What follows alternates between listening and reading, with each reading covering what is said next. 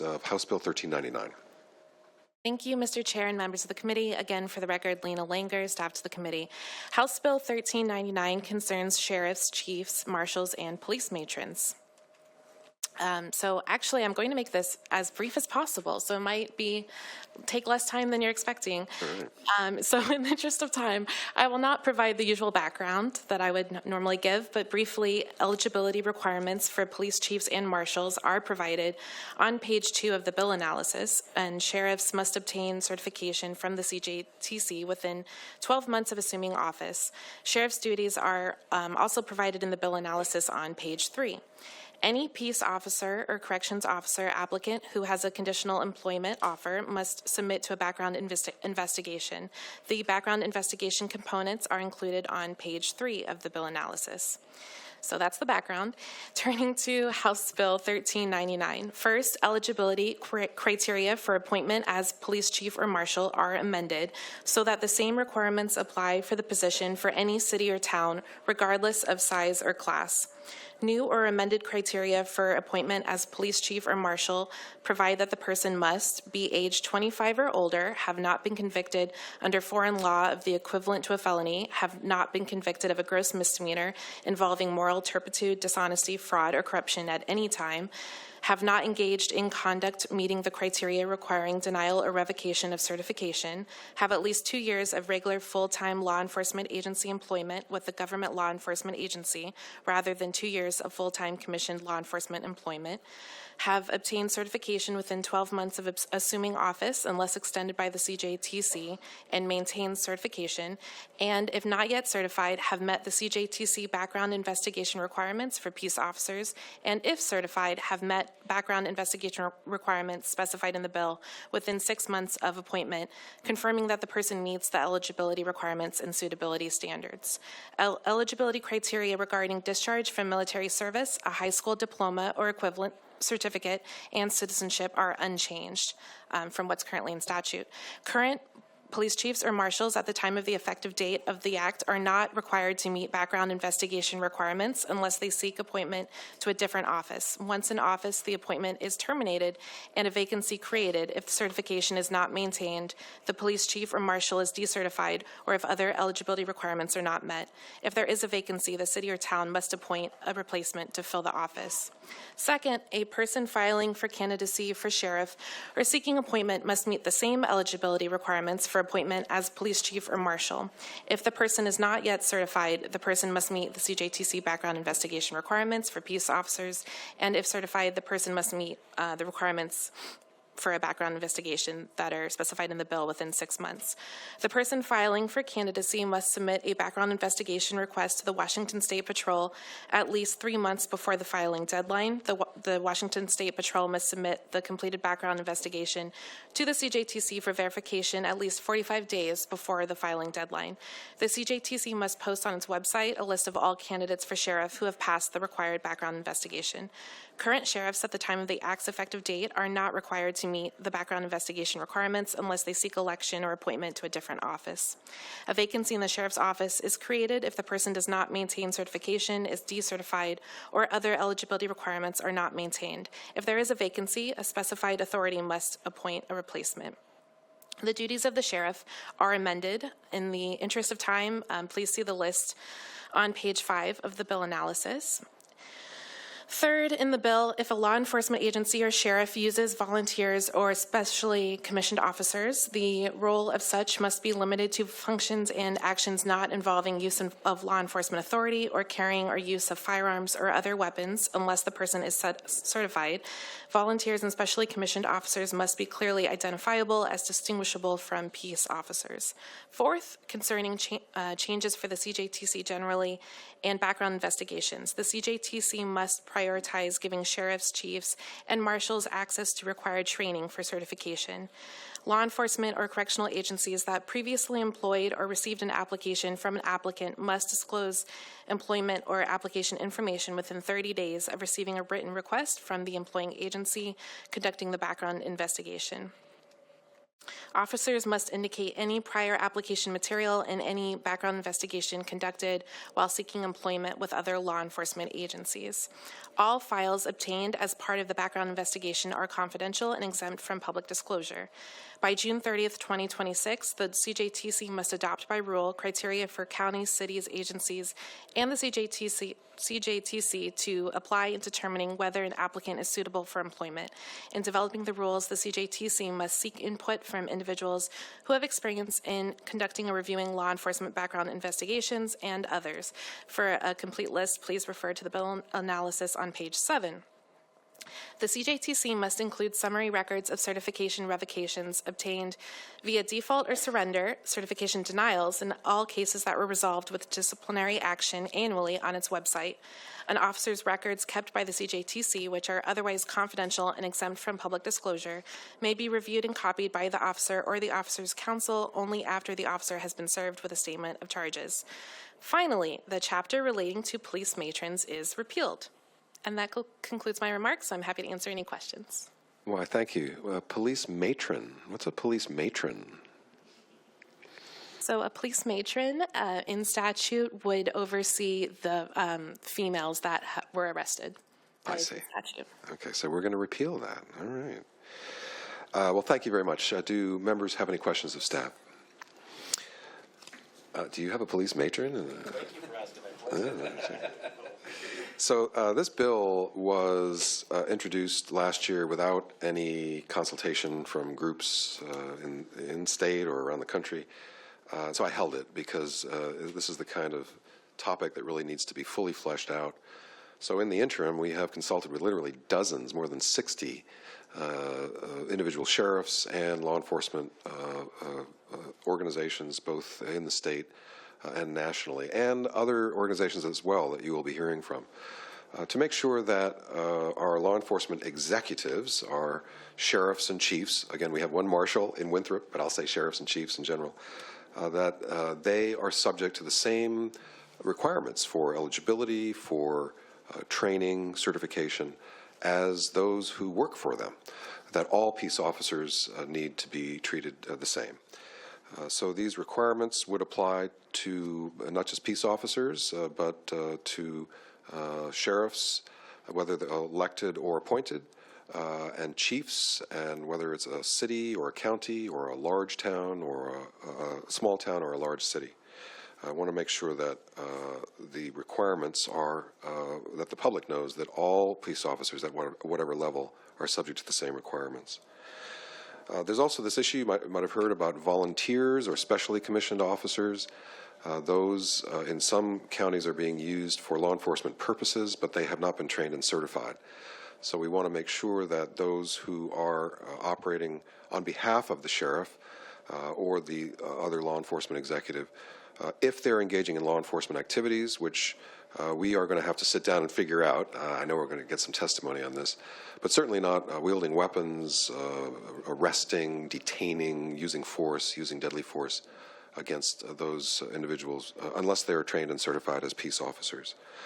But there is some amorphous language on what does it mean to be engaging in law enforcement activities.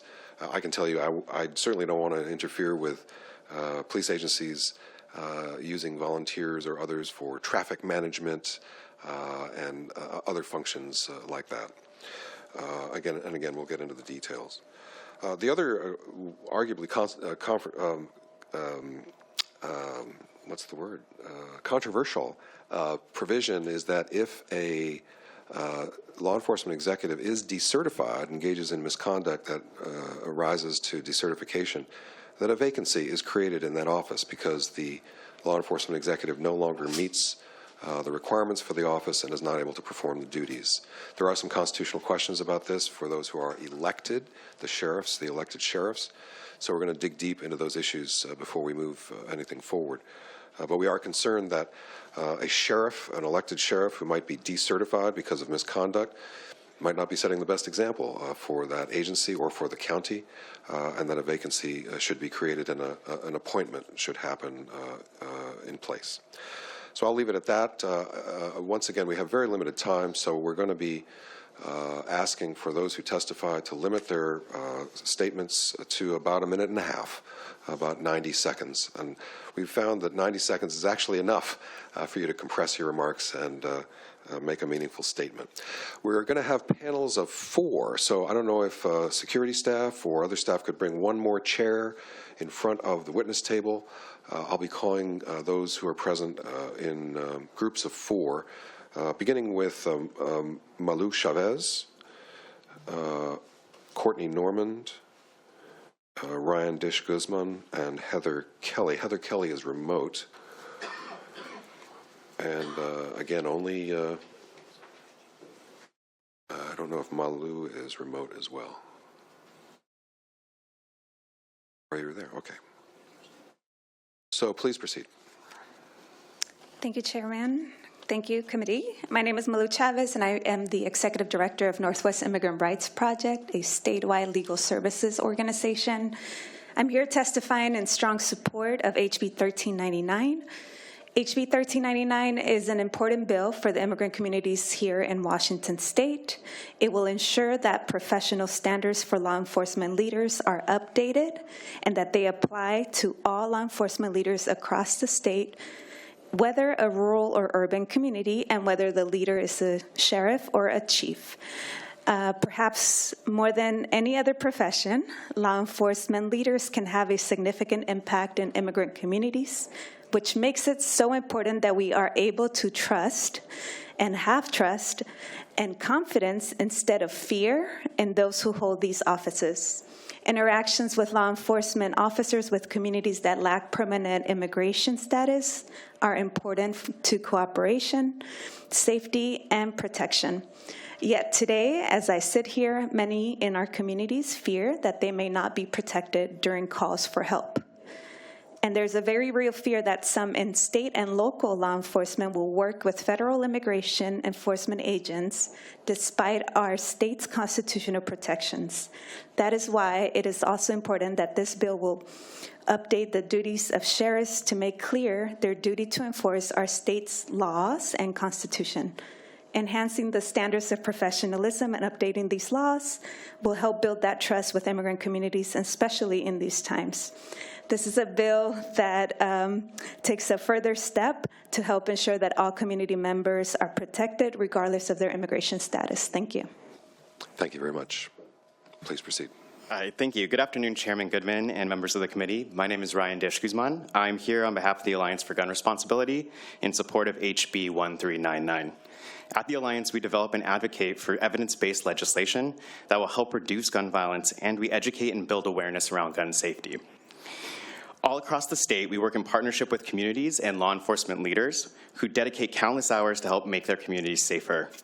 We appreciate that you are updating the duties of sheriffs so that there is more transparency in the law. There shouldn't be any question that one of the primary duties of sheriffs is to enforce the Constitution and the laws of the state of Washington. We know how much communities rely on their local law enforcement to implement and enforce laws enacted by the legislature.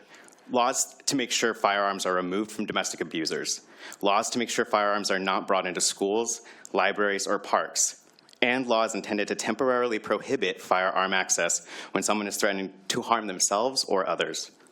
It doesn't matter to those facing an immediate harm and needing swift action that their law enforcement leader is appointed or elected, a sheriff or a chief.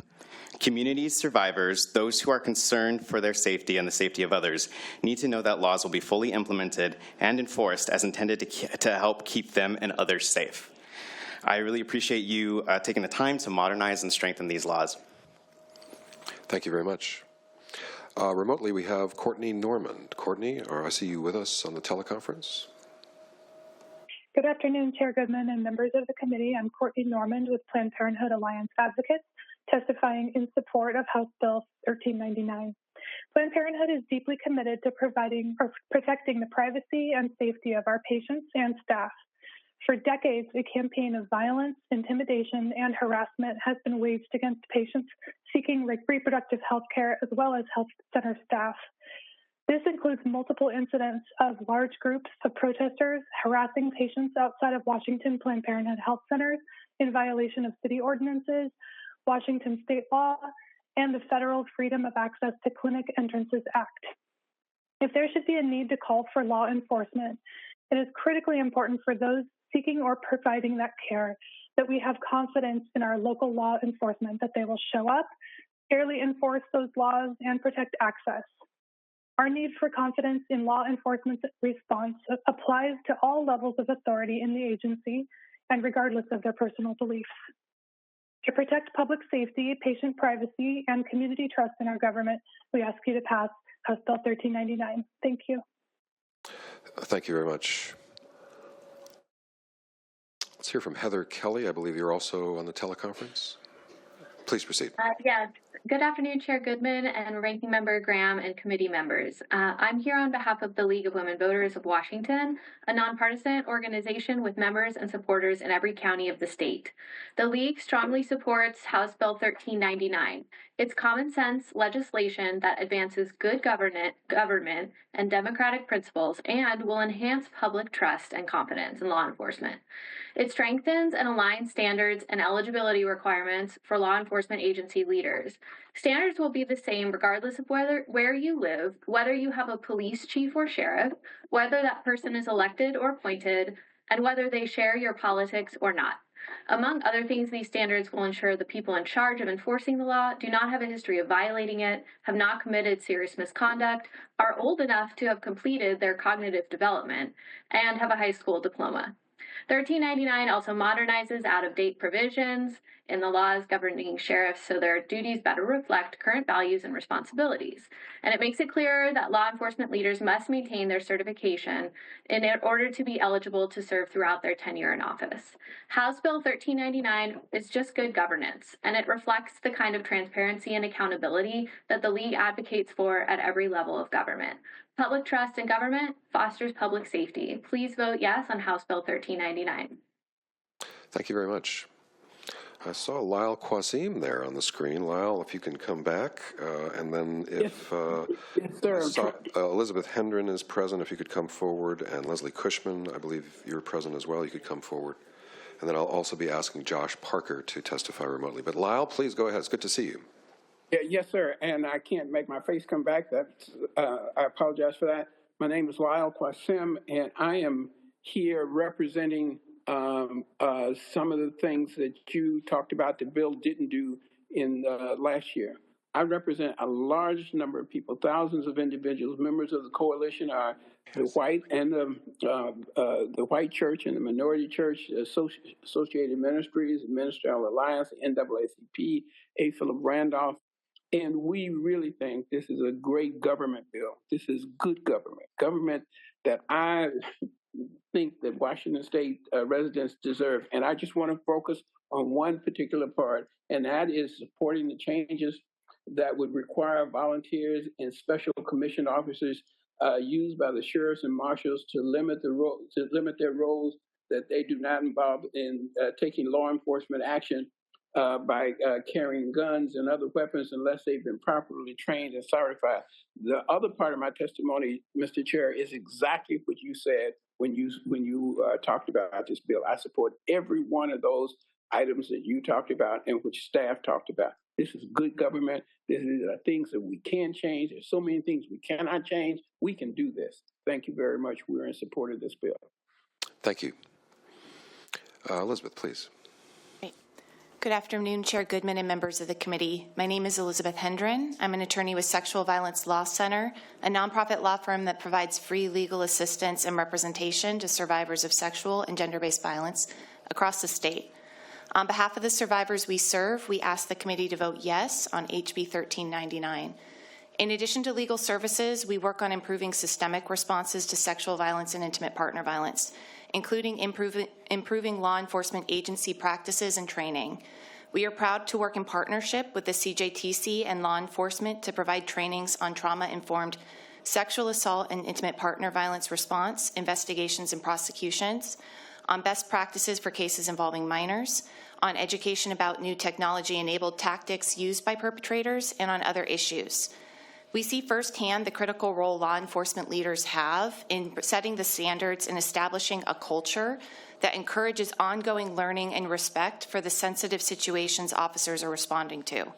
so that their officers are trusted and can gather the information from victims and witnesses that we need to hold violent perpetrators accountable. And in rural communities where there may not be as many resources and services available, survivors need to rely on law enforcement even more. We appreciate the updated eligibility standards for chiefs and marshals, and that these standards will now apply to sheriffs as well. And we are pleased to see the requirements that all leaders have had background checks before taking office, and that they must maintain their certification for as long as they are in office. Thank you for your work on this, and please support HB 1399. Thank you. Leslie? Thank you. Chair Goodman, Ranking Member Graham, members of the committee, my name is Leslie Cushman. I'm testifying today on behalf of the Washington Coalition of Police Accountability in support of House Bill 1399. We appreciate Chair Goodman and Senator Lovick's work to modernize and strengthen professional standards for law enforcement agency leaders, and we echo the comments of earlier testimony. As reflected by those testifying and signing in support, this approach is valued by a wide range of organizations and communities as an important way to help enhance trust and confidence and improve public safety. House Bill 1399 builds on the work you have done over the years in this committee by updating the laws specific to sheriffs, police chiefs, and marshals, making it easier for the public and the law enforcement community to see that the same accountability standards apply to law enforcement leaders as to those who work under them. We very much agree with the bill's other underlying principles of eligibility and accountability standards for law enforcement leaders should be the same whether they're appointed or elected. The law should reflect the values, best practices, and needs of today rather than those of decades past, and only those who are trained and certified should be empowered to take law enforcement actions and use deadly weapons. We ask you to continue the good work you do in this committee and pass this bill. Thank you. Thank you very much. We're now going to have a number of people who are concerned about this bill, and I'll ask James McMahon to come forward. Everyone else, I believe, is remote on the teleconference, so just to be prepared, Don Brockett and Melanie Brown, Atina Holen, Kevin Lamerding will be calling on you shortly. James, I'm going to give you a little bit more time because I know you've got a lot of stuff to talk about, so maybe 3 minutes. How's that? That's thank you, Mr. Chair. Thank you for my generosity. I appreciate that. Yeah. There's a title about benevolence that I don't remember at the moment. Benevolent World King. Yeah, I am James McMahon, Policy Director with the Association of Sheriffs and Police Chiefs. We don't have concerns. We are opposed to this bill and adamantly so. I want to start my testimony by again renewing our ongoing request to remove the volunteers and special commission provisions of this bill to a separate bill. Not only do we think are they outside of the title of this bill, but they will never get the attention that they need and present dire public safety consequences, particularly in the event of a mass emergency.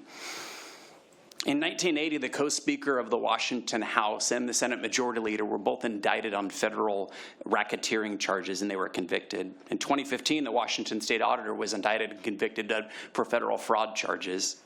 In 2019, the legislature determined that one of its own state representatives was engaging in acts of domestic terrorism against the United States.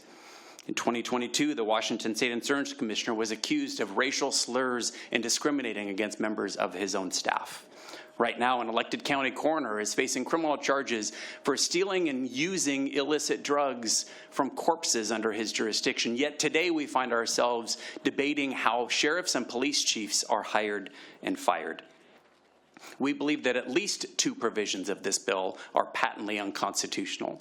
The part that has two state agencies determining the suitability of a candidate for elected sheriff before they're allowed to go on the ballot. We think that violates Article 1, Section 19 of the Washington Constitution. Further, we think that Article 1, Section 33 of the Constitution is violated, and the provisions of this bill that remove an elected official from office because a state agency is not satisfied with their performance. We think the very proponents of House Bill 1399 should be the first ones to object to its contents, particularly as it comes to Section 7 of the bill that requires sheriffs and their deputies to enforce the provisions of the U.S. Constitution and the laws of the United States and the Washington State Constitution and its laws. Do you really want us enforcing immigration laws?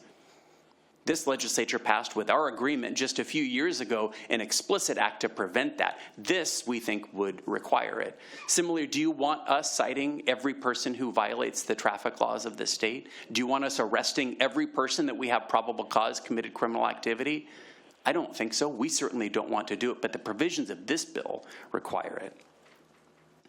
At some point, under the provisions of this bill, we wonder whether sheriffs and police chiefs work for cities for which they are hired, or in one case, a county for which they are appointed, or the voters that elect a sheriff to office, and simply work for the state under the provisions of this bill. If that's the direction that we go, let's just simply save ourselves the argument and make all law enforcement agencies subject to the state and work for the state. We adamantly oppose the provisions of this bill, and we ask that you do as well. Well, thank you very much. I want to know how you really feel. We don't oppose the matrons part, though. Oh, okay. That's great. Oh, thank you very much. This bill is certainly going to be under the more of a microscope as we proceed with all of the stakeholders around the table. Don Brockett, if you are available online, would like to hear from you. About a minute and a half.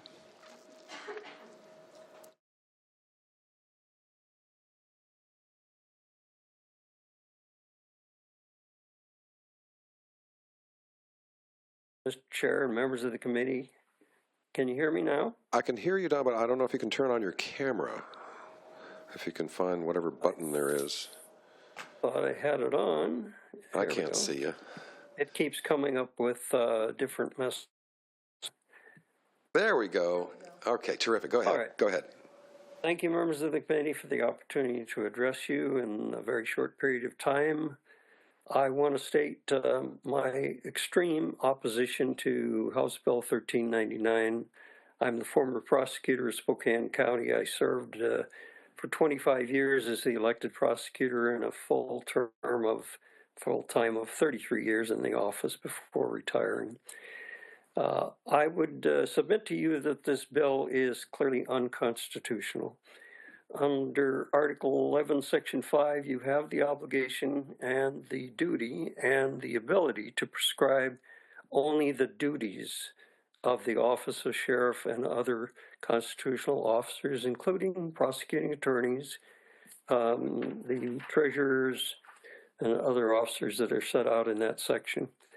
I think some of the provisions are interesting, for example, requiring that certain qualifications be met before a person can be a candidate, in fact, and elected by the people who I thought were actually in charge of the government,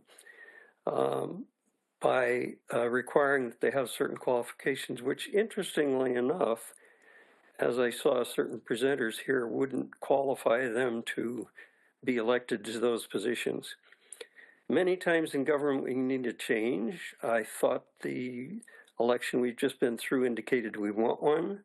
We want people who are in charge of organizations and not have them constrained by the provisions that you have in this bill, and I would oppose it.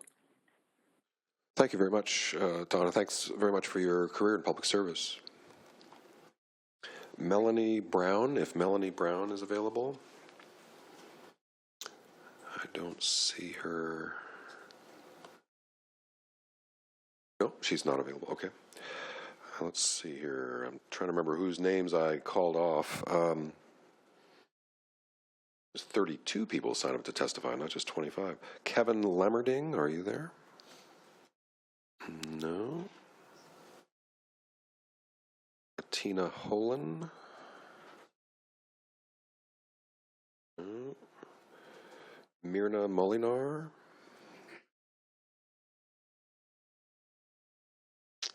Gosh, April Langford. My goodness. Unfortunate, those who have signed up are not available here. Take just another moment here.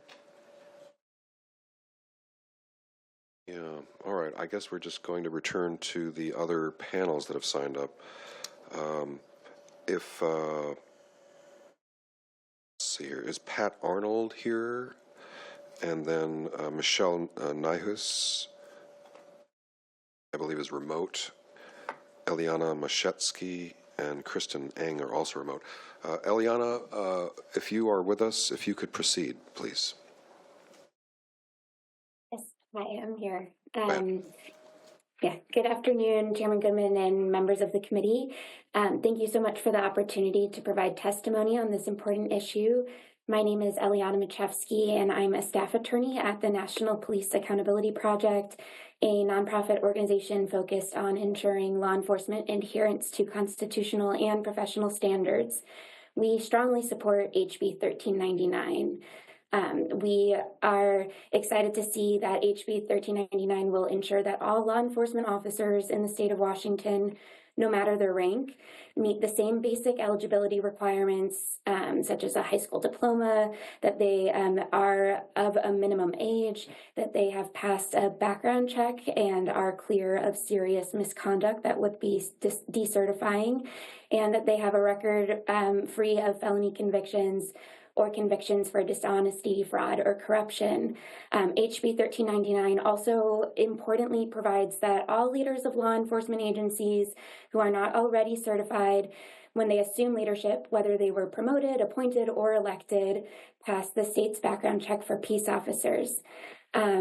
Further, we appreciate that HB 1399 clarifies what the appropriate next steps are when it is a sheriff, police chief, or a marshal who commits decertifying misconduct.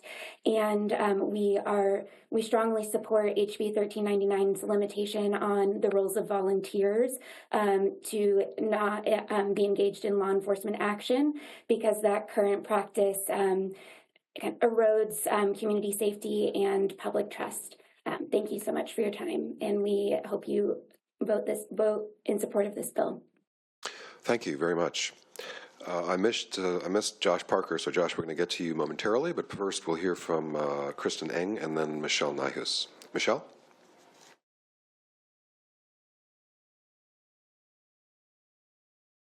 Hi, Chair Goodman, members of the committee. My name is Michelle Nyhouse. I'm a resident of Klickitat County, and I'm testifying today in support of House Bill 1399. I've lived in Klickitat County for more than a decade, and I've lived in small towns and rural places for most of my life. So I am very aware and appreciative of the role that law enforcement volunteers can play in ensuring especially rural public safety. But in Klickitat County, our sheriff's office has more than 150 volunteers who are regularly put in situations where they are expected to exercise police power. And this large core of volunteers, while it's intended to increase public safety, the wide variety of training and experience levels has in fact created more fear and distrust of local law enforcement within our communities. And it's undermined law enforcement's ability to protect us. Not incidentally, it also creates enormous liabilities for our county, posing a risk to law enforcement and other public services. I support HB 1399 because it acknowledges the use of volunteers in law enforcement across the state and specifies that volunteers charged with using police authority must be state certified. In Klickitat County, we will all feel safer knowing that our law enforcement personnel and all of those who volunteer to assist them are subject to the same rigorous standards. Thanks so much. Thank you, Michelle. Kristen, go ahead. Good afternoon, Chair Goodman and members of the committee. I'm Kristen Eng. I represent Faith Action Network, a statewide multi-faith advocacy organization made up of over 170 faith communities and thousands of individuals committed to creating just and compassionate communities. Here in strong support of House Bill 1399, HB 1399, we believe, is a critical step towards modernizing and clarifying requirements for sheriffs, police chiefs, and marshals, setting necessary standards to build public trust and ensure the effective community protection. We believe public safety must be guided by qualified, well-prepared professionals whose leadership reflects our shared values of justice. This legislation ensures that those entrusted with the immense power of law enforcement are held to consistent and meaningful standards, including updated requirements and clear delineation of roles and responsibilities. One of the key components of House Bill 1399 is its emphasis on limiting the authority of specially commissioned officers and volunteers. This measure is vital to prevent the misuse of power by individuals who may not have received the appropriate training or certification to take law enforcement actions. Community safety depends on ensuring that only those with proper qualifications and oversight have the authority to act in law enforcement capacities. There are consequences when leadership falls short or when unqualified individuals act beyond their training, whether through excessive force, mismanagement, or breach of trust. I thank you for your support, and thank you for your dedication to improving public safety. Please support House Bill 1399. Thanks very much, Kristen. Pat Arnold, please go ahead. Good afternoon. I'm Pat Arnold, Executive Director of Friends of the White Salmon River, an environmental organization founded in Klickitat County in 1976. We support House Bill 1399, including the new Section 6. Volunteers can be helpful, but they should not be armed. Posse members with handguns and handcuffs at their belts at public meetings and events are scary. We also fear that posse members will be involved in immigration actions in our county. Uncertified volunteers should not conduct hound pursuits, which are frequent in Klickitat County. There were 154 hound hunts between August 2019 and November 2024, an average of nearly 30 per year.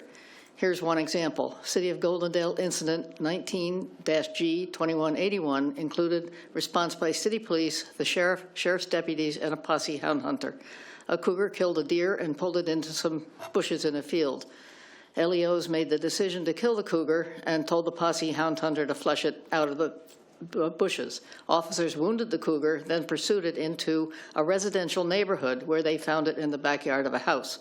5 shots were fired as the cougar ran before the cougar was killed. This is unsafe, plain and simple. Multiple shots in a residential neighborhood in mid-morning. Please pass H. Bill 1399 with an amendment to put wildlife management in the hands of trained and certified people who know how to protect public safety and wildlife alike. Thank you. Thank you very much. Chair recognizes Representative Burnett for a question. Go ahead. Remain seated. All right. Thank you, Chair Goodman. Thank you for coming back to the table here.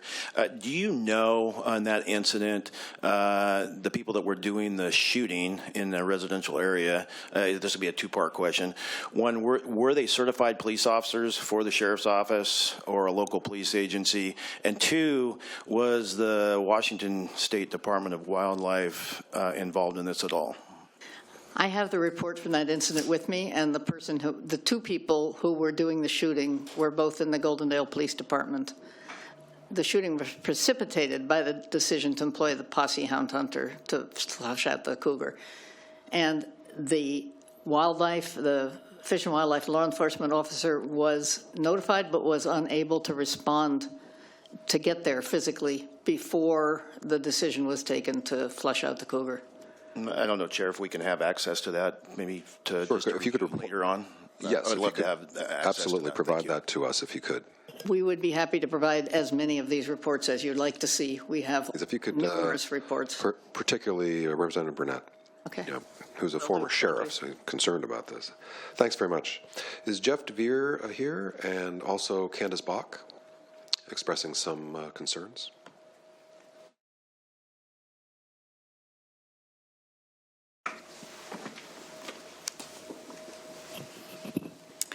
Good afternoon, Chair, members of the committee. Candace Bach, representing the Association of Washington Cities, signed in other today with focus on Section 7 regarding volunteers, and appreciate, Chair Goodman, your comments about working on that language.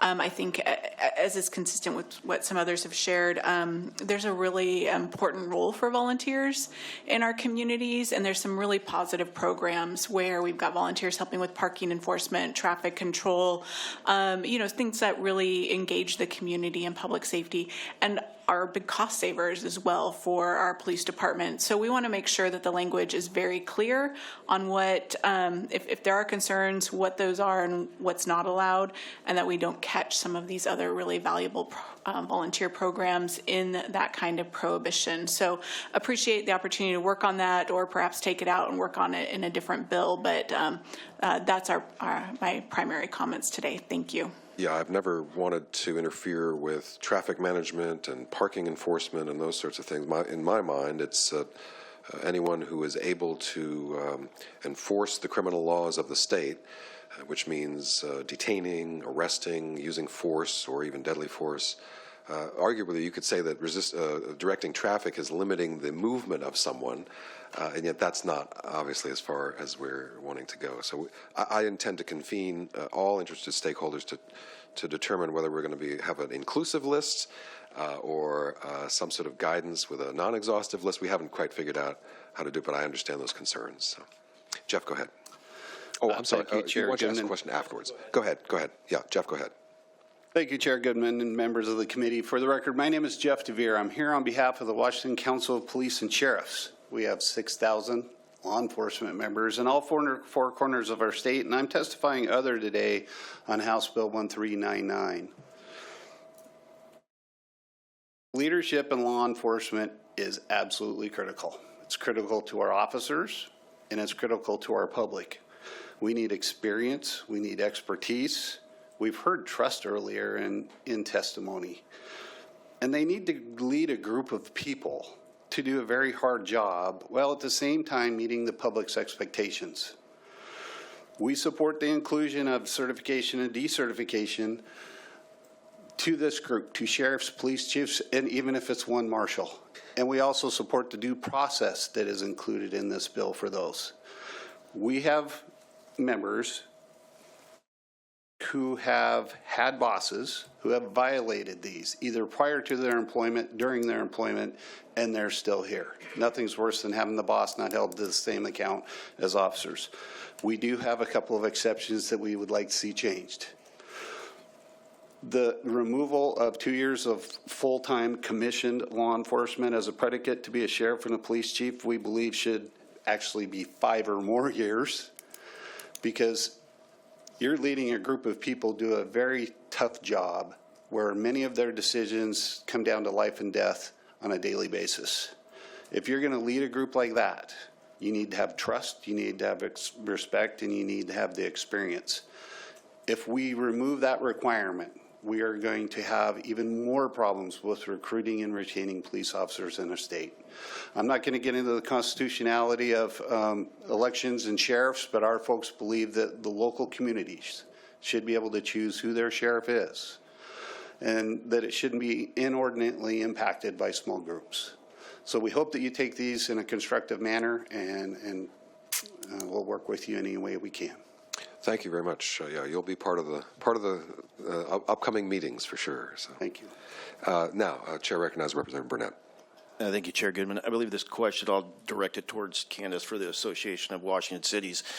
Do you know that your association, do they recognize an appointed chief as a person that holds office or a department head? Because there are two separate things, and I think that this group and committee needs to recognize that in this, if this bill was to go to pass.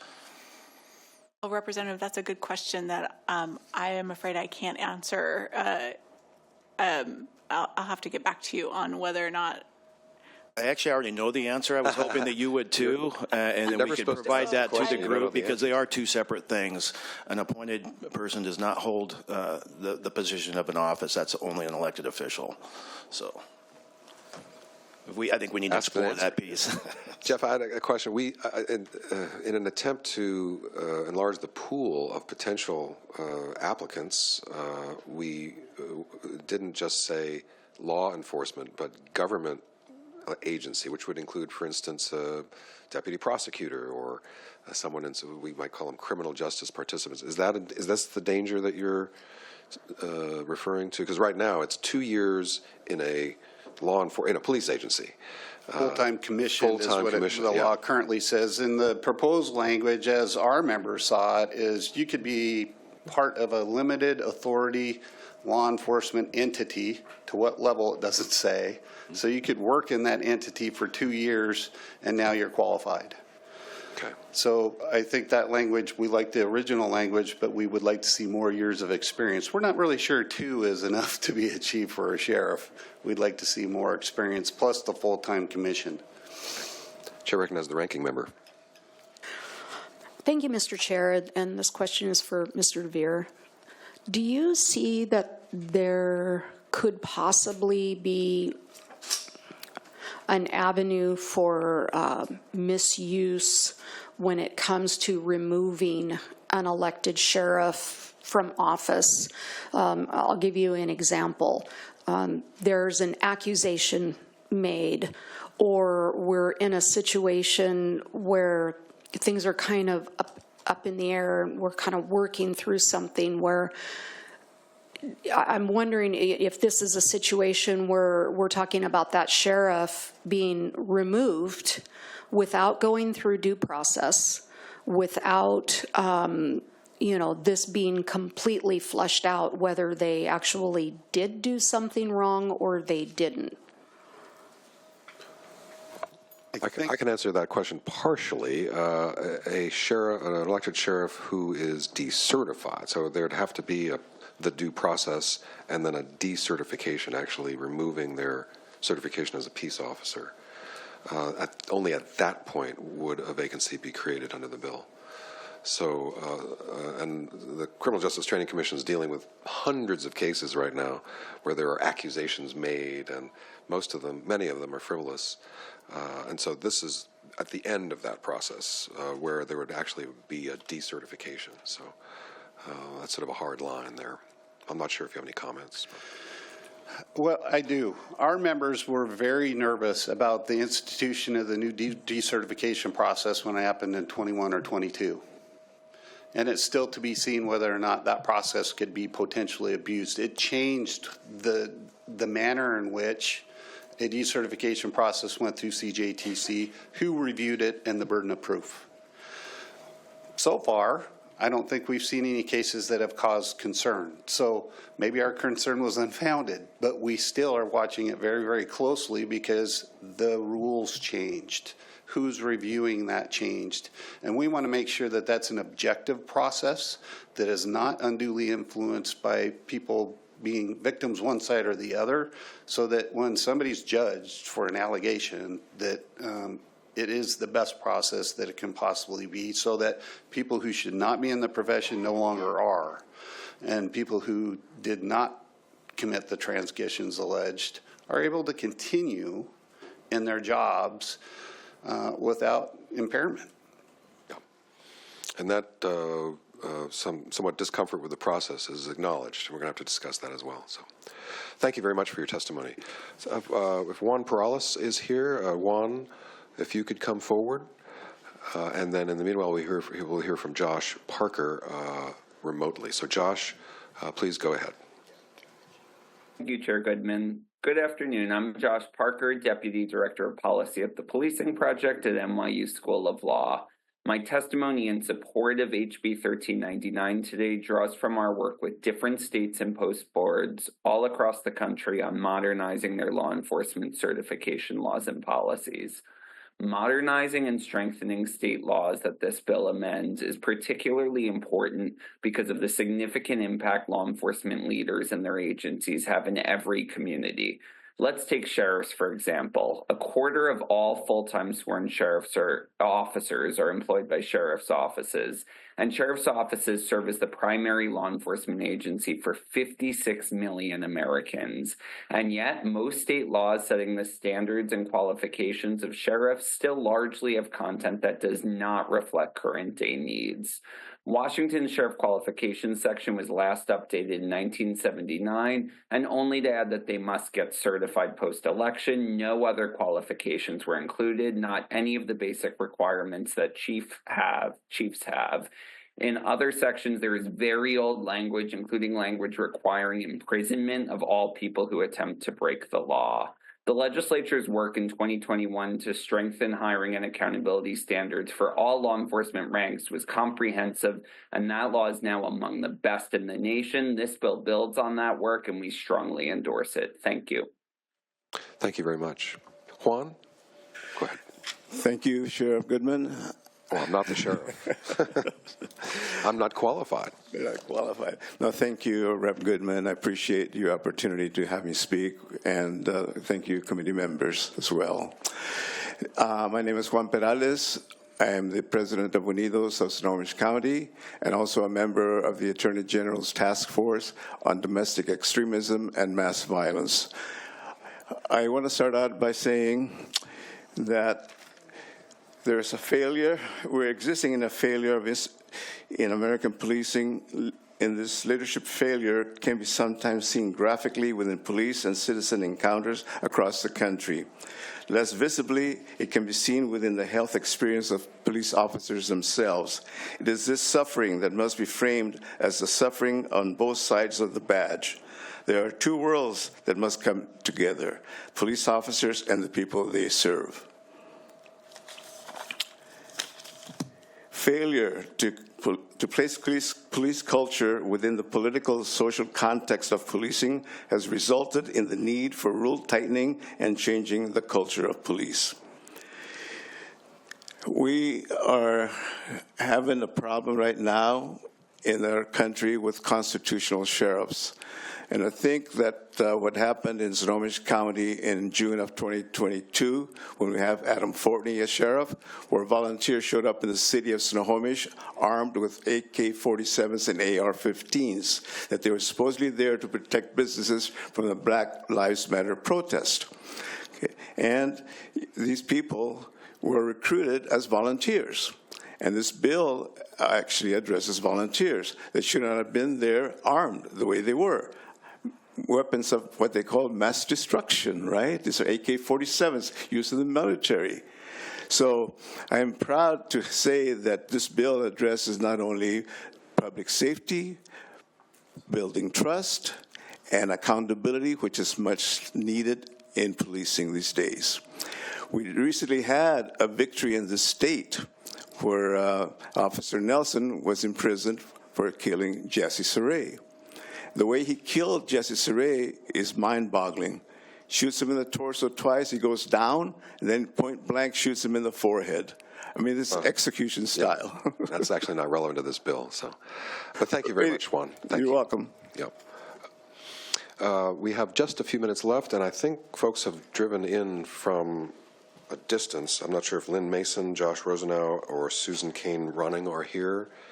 I do apologize. Please come forward, and I'll give you about 60 seconds each, and that will wrap up the testimony for the day.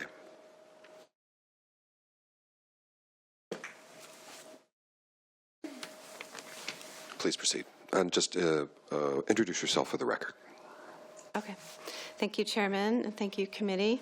My name is Lynn Mason. I live in White Salmon, Klickitat County, Washington. I support HB 1399. The Klickitat County Sheriff, along with untrained, uncertified, unvetted, armed volunteer posse hound hunters, exploit a loophole in the law, indiscriminately killing wildlife while pushing aside WDFW. Their pursuits, along with sheriff's deputies who also have no training in wildlife conflict, are lawless and dangerous to creatures and people in their path.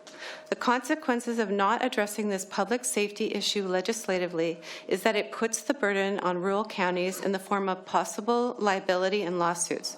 For rural cash-strapped counties like Klickitat County, already facing multiple sheriff-caused lawsuits, taking on more liability from armed, untrained volunteers running amok could have our county looking down the barrel of bankruptcy.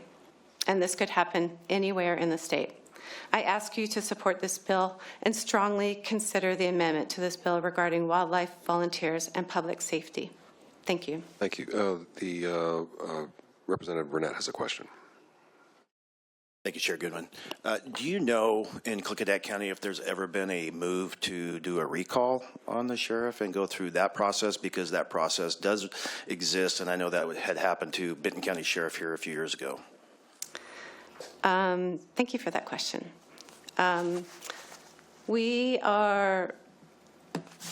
looked into that. We've also watched other counties try to do that. Counties that were much more prepared and had people much more able to accomplish that, and watch them fail. So we haven't had the people to come together to be able to make that happen. But I haven't seen much success of it in Washington, and I feel like it's virtually impossible to recall a sheriff. I actually just spoke of one that just happened just a few years ago, so I might encourage you to do some research on that. Okay. Thank you.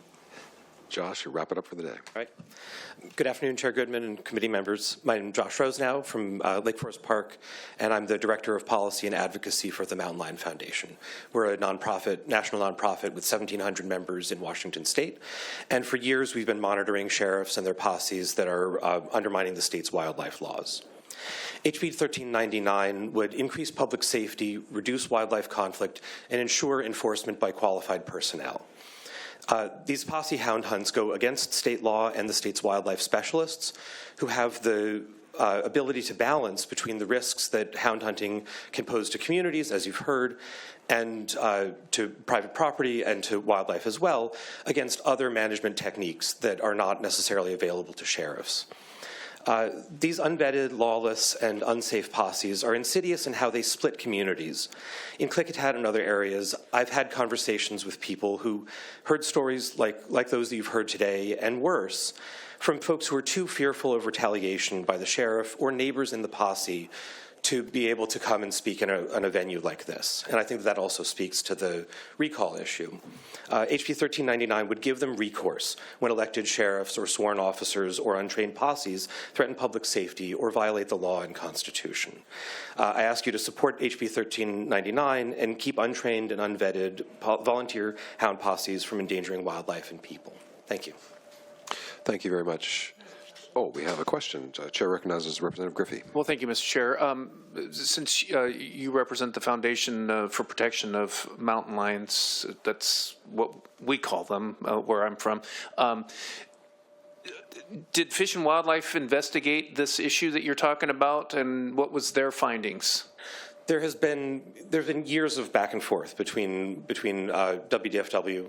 I think that there's a rule against that. The no acronym rule. I'm sorry. Otherwise known as the NAR. Department of Fish and Wildlife and the Sheriff's Office and other sheriffs around the state who have been pushing back against policies that are rooted in the science, but that tend to promote non-lethal deterrence in contrast to lethal removal of a single problem lion.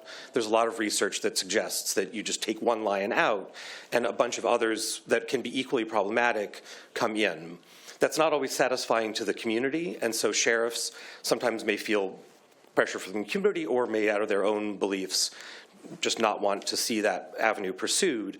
And so it's a long story. There's not a short answer to it, but the WDFW, the Fish and Wildlife Department and the Commission have certainly been part of conversations with those sheriffs and trying to work out policy and trying to come to some common understanding, because there are conflict specialists in the counties, but they're not always contacted over the years of this conflict. They're not always involved in those decisions.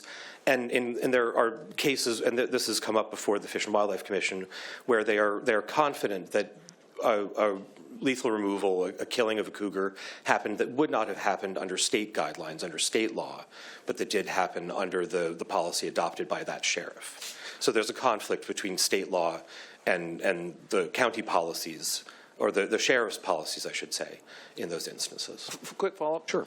So does your group also have, in your research, is there times where a mountain lion should be euthanized? Have you seen policies, that sort of thing? I live in a very rural area, and since we stopped hunting them with hounds, the interaction with the community has gone up. I couldn't tell you how many fold. I mean, they're all over now. Is there a policy that you support that would get to euthanization as the solution? So I think our membership, I think, probably has a range of views on that. But I think there are certainly in policy, there are situations where I think most people on the ground in a moment would say that yes, a lethal removal is necessary. I think you can also craft policies that, in the longer run, makes communities, livestock farms, small livestock owners more resilient against that threat, and that so not lead to the situation happening. Does that? Well, this may be beyond the scope of the. It's we are getting into the jurisdiction of the Agriculture Committee at this point. Yeah. And exactly. and we also are over time. And I'm so sorry that we don't have any more time for testimony. We have run over. So that will conclude the testimony on House Bill 1399.